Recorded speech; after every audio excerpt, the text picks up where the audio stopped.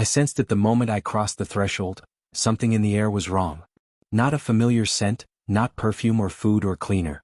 It was a faint, lingering musk, the trace of someone who shouldn't have been there. "Emma?" I called, my voice echoing through the unusually still living room.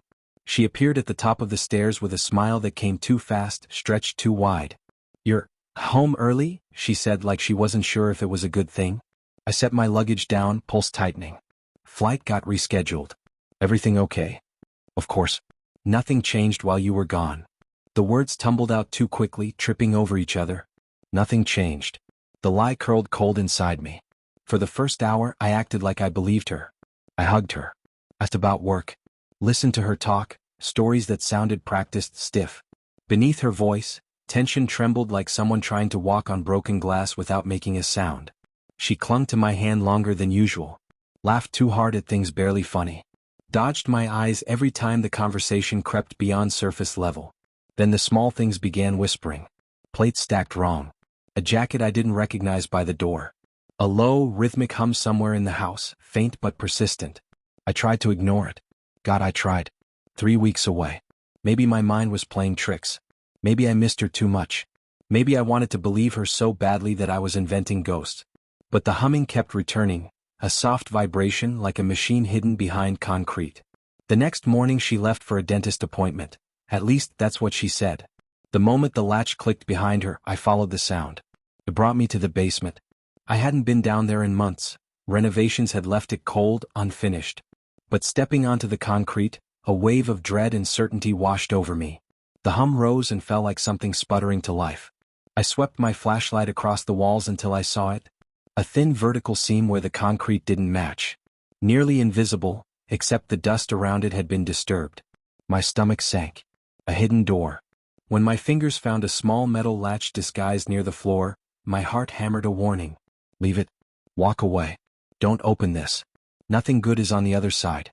But betrayal demands answers. I pulled the latch.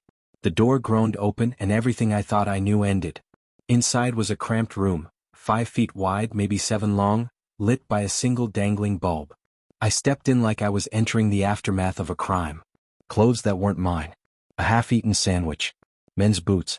A phone charger plugged into an outlet. A rolled blanket in the corner. A place someone else had been living. My chest clenched so hard I had to brace myself against the wall. My mind flashed images. Her laugh, her tired smiles, the way she had said nothing changed. How smoothly she delivered it as if she believed it herself. On a small table sat a notebook. My hands shook as I opened it. Dates. Times. Notes in her handwriting. Sweet ones. Intimate ones. Shattering ones. He stays here when you're out of town. He wishes we could tell you. 3 weeks isn't enough anymore. I miss him. Each line cut deeper than the last. I don't know how long I stood there. Minutes. Hours. Time dissolved into a haze of disbelief and nausea.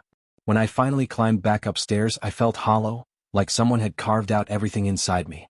She returned later, cheerful, calling, "Hey, I grabbed lunch." Her normal voice felt like a blade. I sat in the living room, notebook in my lap. The moment she saw it, her face collapsed. Where did you find that?" "In the room in the basement," I said softly. "The one you never mentioned." Her skin went pale. "I was going to tell you. I just didn't know how." "Tell me what, Emma? That someone else lives here? Sleeps under our roof? That someone took my place?" Tears filled her eyes. "Mark, you were gone so much. I was lonely. I didn't plan." I let out a hollow, bitter laugh. "So you built him a room?" "He built it," she whispered. "I just let him. Let him." The words poisoned everything. "Do you love him?" I whispered. She hesitated. "Not long, but long enough." "I don't know," she breathed. That hesitation destroyed me more than any yes. I stood, feeling both too heavy and strangely weightless. "I need to leave." "Mark, please, we can talk." "No," my voice shook. "You talked. You lied. You chose." She reached for me. I stepped away.